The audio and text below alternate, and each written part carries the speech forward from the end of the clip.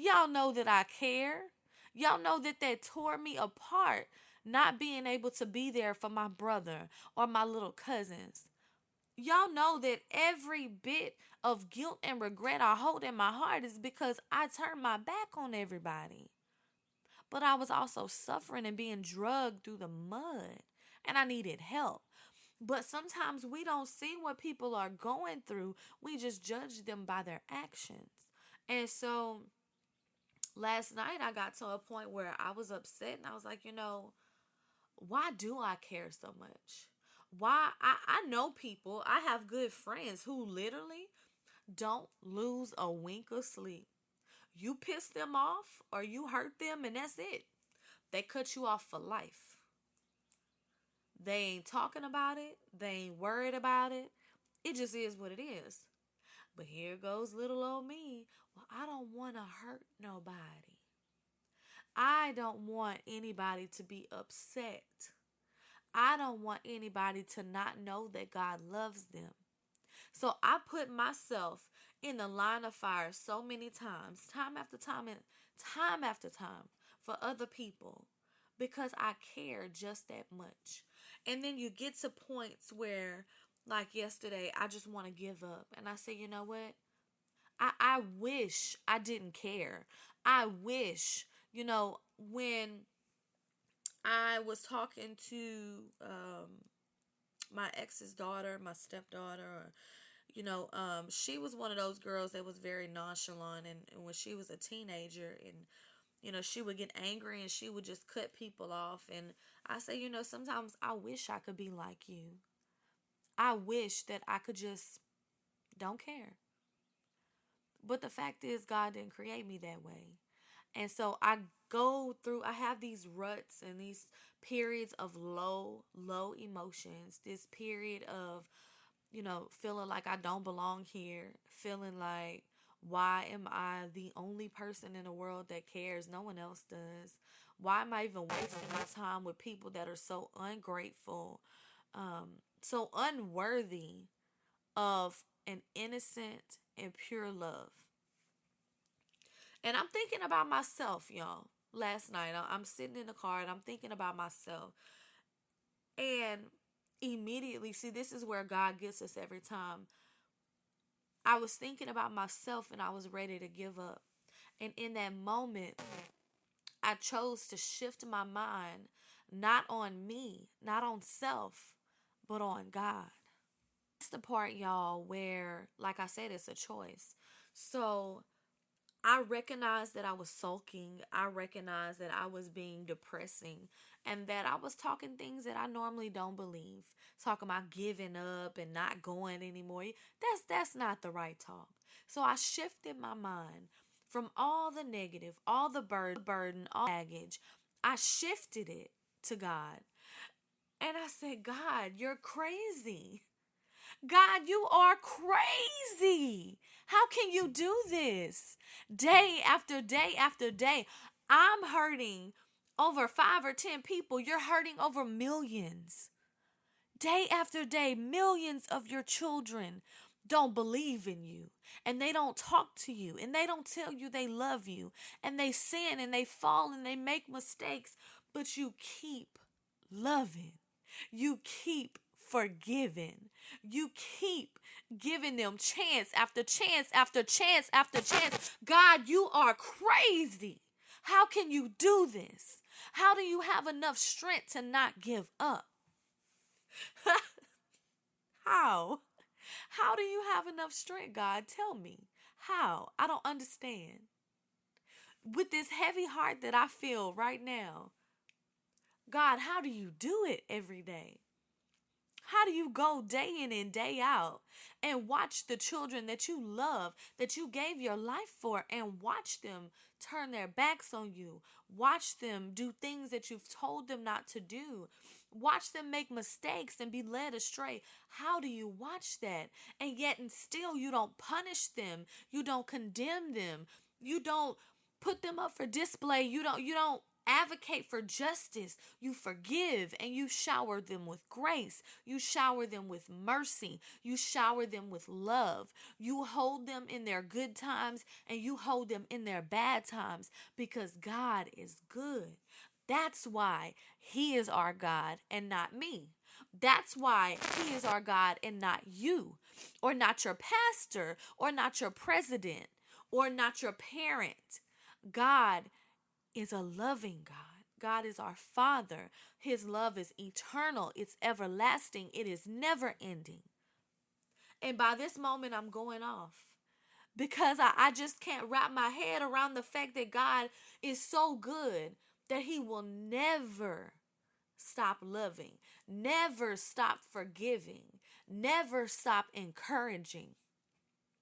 So if God can be beaten and spit on and tattered and bruised for us, why can't I handle the little bit of stuff that I'm going through?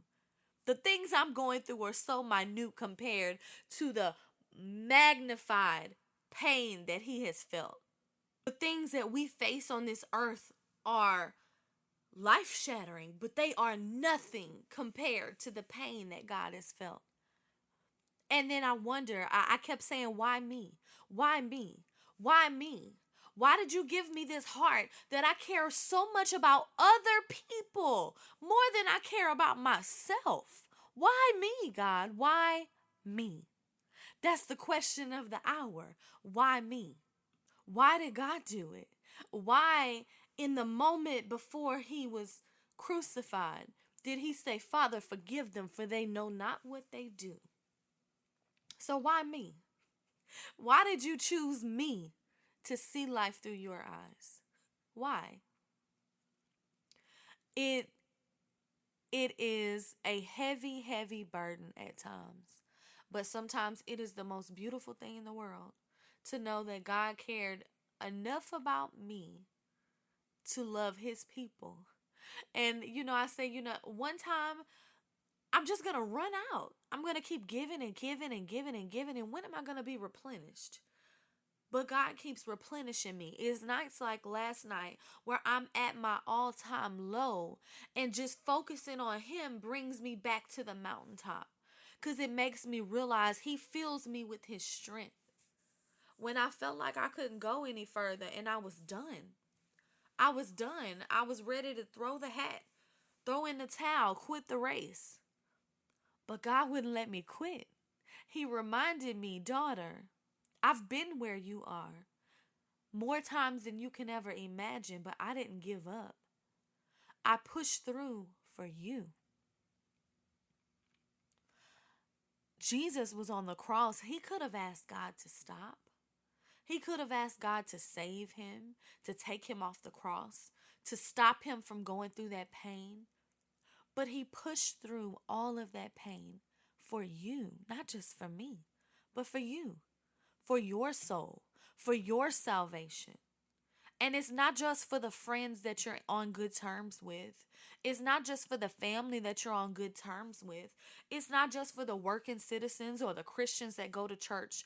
He pushed through that pain for every single person on the face of this earth, whether they believe or not, whether they love Him or not. He pushed through for all of them, for all of us, because He loves just that much.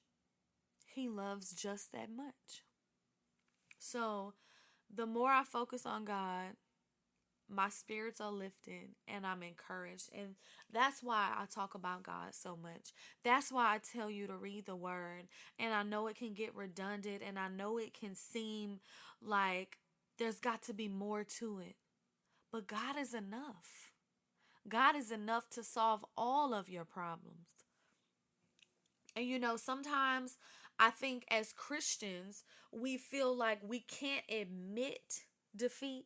We can't admit that we're sad or depressed or that we're in a bad place, because then that's not a good reflection of God. But the fact is, it's true. God, see, He created us, mind, body, and soul. He created our legs, our arms, our limbs, All of our internal organs, our mind, our brain, our thoughts, our conscious. God created our emotions. And I personally, now this is not a biblical statement, I personally believe that God gave us emotions. You know, to me, when you've been down in the valley, you've been down on the ground as low as you can possibly go. When you do get up, you appreciate it that much more because you've been down and you know what being down and broke is. So when you do get up and you get healed and you get restored, that's why I can't help but keep glorifying him and keep praising him because I remember where I came from. I understand that in the middle of my pain, it makes me appreciate God just that much more.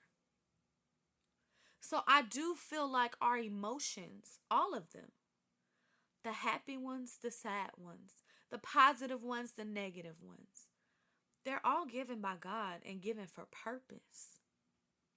No, I'm not encouraging you to be depressed. I'm not encouraging you to be anxious or to be fearful. What I am saying is we're not perfect. There is one true perfect person, and that was Jesus. And he died for all of us. We are not perfect. We will never be perfect. And really and truly, I don't want to be perfect because I'm not God. I want to be as much like him as I can possibly be. But we're not perfect. He doesn't hold us to a standard that we're not allowed to admit our emotions. He loves us through them. He wants us to recognize them so we can move past them. So, my brother, my sister, my family, and my friends, it's okay to be hurt. It's okay to feel pain, to feel anger. But don't make decisions in the midst of those emotions. Don't act on those emotions. Recognize them and shift your mind. No matter what you're going through, no matter what the situation is, find the God in it. Last night, I couldn't see the God in my situation. I had to go to him. I had to take my mind off the situation to see God in it. Because our focus should be on God. And once I shifted my mind back to him, my mood changed. My emotions changed. I appreciate the hard times because it makes me value the good times that much more. When I think about the pain that Jesus endured on the cross, being beat physically, the scars of someone betraying him, how broken he had to have been. When I put myself in those shoes, that's when I hurt. And that's when I realize how much God has done. I think about it all day, but when you really put yourself in those shoes, you say you love God. Will you die for him today? Will you willingly allow someone to beat you and hang you on a cross for him? Or more than that, not just for God, will you do that for your friend? Will you do that for your family? Will you do it for the world, for people that you've never come in contact with? For generations and generations to come, would you sacrifice yourself? Would you? I don't think I would, because I've been ready to give up a long time ago. But Jesus never gave up. So I just want to tell you, depression, fear, anxiety, they are real emotions. I'm not trying to downplay them and tell you that they don't exist. The reality of life is there are ups and there are downs. But I'm going to keep lifting my hand up and reaching for the ups because I don't want to stay down there. So I'm going to let God pull me up every time. Every time. If he did it before, he'll do it again. And he will do it time after time after time. I love you all. Thank you so much for tuning in. Please share the Epiphany if this message touched you in any way, or if there's something that you'd love to hear me talk about that you'd like to discuss, please let me know. I am getting to the part where I'm about to start having guest speakers on the podcast. I'm really excited. So if there's any topics that you want to hear, if you'd like to be a guest, hit me up. Let me know. We'll talk about it. We'll pray about it because we want to make sure that we are elevating God in the most highest and possible way that we can. So share, share, share stories, Instagram, Facebook. I am Joanna Lynn. I love you all. Y'all have a wonderful week. If you haven't subscribed, please subscribe. Leave me a 5-star rating. Catch y'all next week. Mwah!